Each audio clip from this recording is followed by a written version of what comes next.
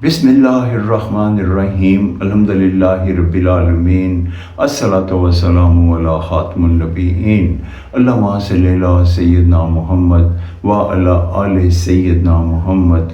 السلام علیکم ورحمۃ اللہ وبرکاتہ۔ میری آج کی حدیث جامع ترمذی 172 نمبر۔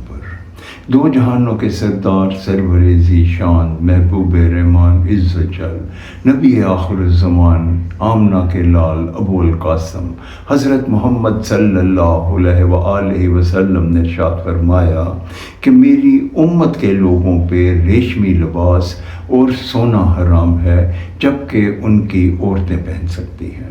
اس حدیث مبارکہ کا یہ مفہوم ہے کہ نبی پاک صلی اللہ علیہ وآلہ وسلم نے ہم پہ یہ واضح کر دیا کہ کوئی مسلمان مرد ریشمی لباس یا سونا نہیں پہن سکتا، جبکہ عورتیں اپنے بناؤ سنگار کے لیے ریشمی لباس اور سونا پہن سکتی ہیں۔